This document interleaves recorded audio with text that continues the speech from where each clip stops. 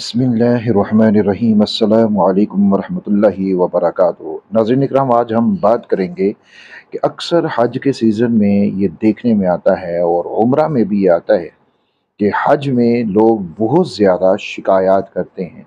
बहुत सारी video social media के ऊपर होती हैं जिसमें लोग शिकायत कर रहे होते हैं और वो बार बार ये बात कर रहे होते हैं कि हमारे साथ ये है, हमारे साथ वो है, ये सहूलत नहीं मिली, ये बंदोबस्त ठीक नहीं है, खाना अच्छा नहीं है, रिहाइश दूर है।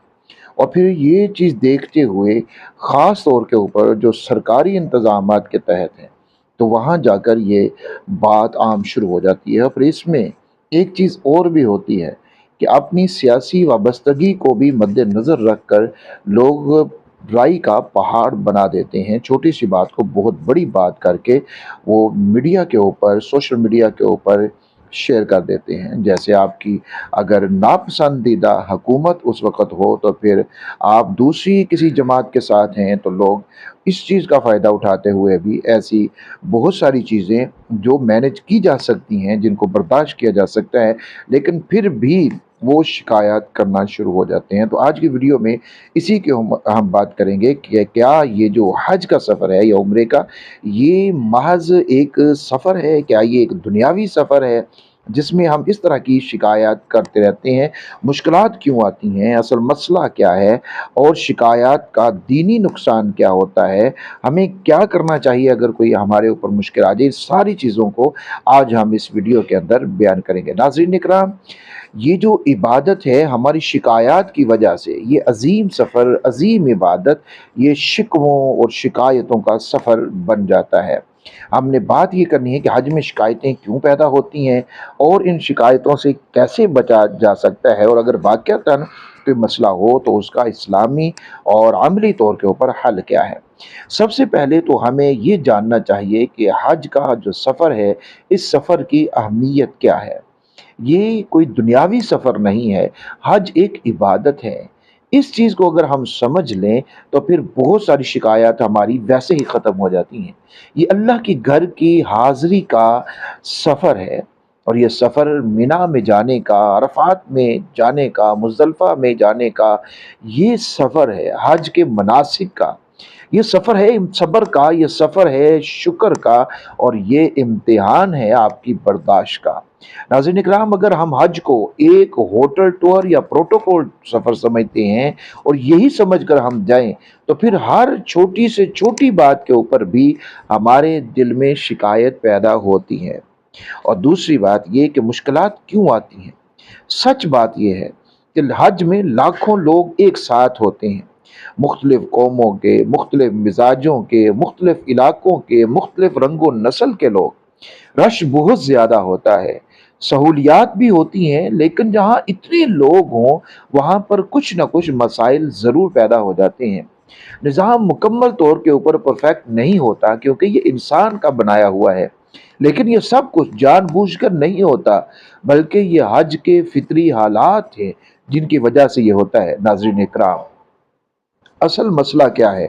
असल मसला हालात नहीं होते, असल मसला हमारी सोच होती है। अगर हम दिल में ये नीयत लेकर जाएं कि मैं अल्लाह की रज़ा के लिए आया हूँ, आराम के लिए नहीं, तो फिर हर तकलीफ भी इबादत बन जाती है और दिल हर तकलीफ को बड़ी आसानी के साथ बर्दाश्त करता चला जाता है और हम किसी शिकायत की तरफ जाते ही नहीं हैं, क्योंकि हमारी नीयत ही ये होती है, हमारे दिल में एक ही बात होती है कि हमारा रब हमसे राज़ी हो जाए।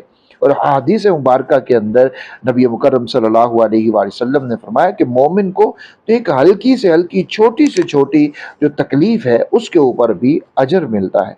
अगर ये चीज़ें हमारे ज़हन में, हमारी नीयत में हो, तो फिर कोई शिकायत रहती ही नहीं है। नाज़रीन इकराम, शिकायत का नुकसान क्या होता है? दीनी नुकसान क्या है? शिकायत, मुसलसल शिकायत करने का, हमारा खाना ठीक नहीं, हमारी रिहाइश ठीक नहीं, ये गाड़ी ठीक नहीं, फलां ठीक नहीं, फलां चीज़ ठीक नहीं, ये ठीक नहीं, ये मुसलसल जो शिकायत वाला लहजा, شکایت والی سوچ ہوتی ہے، اس سے دل سخت ہو جاتا ہے، عبادت کا مزہ ختم ہو جاتا ہے، دوسروں کو بھی تکلیف ہوتی ہے، اور سب سے بڑھ کر روحانی فائدہ کم ہو جاتا ہے۔ اور پھر انسان اپنی عبادت کے اوپر غور نہیں کرتا، اس کے اوپر فوکس نہیں کرتا، اس کا سارا فوکس شکایات کے اوپر ہوتا ہے کہ یہ کام کیوں نہیں صحیح ہوا، یہ کام کیوں نہیں صحیح ہوا، یہ کام کیوں، وہ بس اسی چیز کو دیکھتا رہتا ہے اور تنقیدی نگاہ سے وہ ہر چیز کو دیکھتا ہے، تو پھر وہ اس کی عبادت کا اصل مزہ جو روح ہے وہی ختم ہو کے رہ جاتی ہے۔ ناظرین اکرام، اب اگر واقعتاً کوئی مسئلہ ہو تو پھر ہمیں کیا کرنا چاہیے؟ یہ تو سوال ہے کہ وہاں مسائل ہو جاتے ہیں تو پھر ہمیں کیا کرنا چاہیے؟ سب سے پہلے تو ہمیں صبر کرنا چاہیے۔ ہو سکتا ہے وہ مسئلہ بالکل وقتی طور کے اوپر ہو، اور آپ کے صبر کی وجہ سے کچھ وقت میں، کچھ دیر میں وہ مسئلہ خود بخود حل ہو جائے اور آپ کو کسی سے کچھ کہنے کی ضرورت ہی نہ پڑے۔ اگر پھر بھی ضرورت پڑتی ہے تو پھر آپ نرمی کے ساتھ، جو وہاں پر خدام ہوتے ہیں، جو انتظامیہ ہیں، ان کو آپ اپنا مسئلہ بتائیں۔ جذباتی یا غصے کے اندر کسی طرح کا بھی رد عمل نہ دیں، دوسروں کے ساتھ جھگڑا نہ کریں، اور دعا کریں کہ اللہ رب العزت آسانی پیدا فرمائے۔ یاد رکھیے کہ شکایت کرنے سے مسئلہ کم نہیں ہوتا، بلکہ دل کا سکون ختم ہو جاتا ہے، کیونکہ بندہ پھر اسی سوچ میں رہتا ہے، اب میرا مسئلہ کب حل ہوگا، یہ ابھی تک نہیں حل ہوا، ابھی تک یہ کام میرا نہیں ہوا، وہ اسی سوچ میں رہتا ہے اور اس کی توجہ مکمل طور کے اوپر عبادت سے ہٹ جاتی ہے۔ ناظرین اکرام، اگر ہم حج کا اصل مزاج سمجھ لیں تو پھر ہمارے بہت سارے مسائل حل ہو جاتے ہیں۔ حج کا اصل مزاج یہ ہے: صبر، شکر، برداشت اور اللہ رب العزت پر توکل کرنا، یہ حج کا اصل مزاج ہے۔ یا کبھی حضرت ابراہیم علیہ السلام، سیدہ ہاجرہ اور حضرت اسماعیل علیہ السلام، ان کی حیات طیبہ، ان کی سیرت کو نہیں پڑھا کہ انہوں نے کتنی مشکلات کو یہاں پر برداشت کیا تھا، کتنی آزمائشیں ان کے اوپر آئی تھیں۔ ہم تو صرف چند دن کے لیے وہاں پر جاتے ہیں اور ہمارے اوپر تو اس طرح کی مشکلات بھی نہیں ہوتی، اس طرح کی پریشانیاں بھی نہیں ہوتی، پھر بھی ہم اپنے شکووں اور شکایتوں کی نظر اپنا حج کر دیتے ہیں۔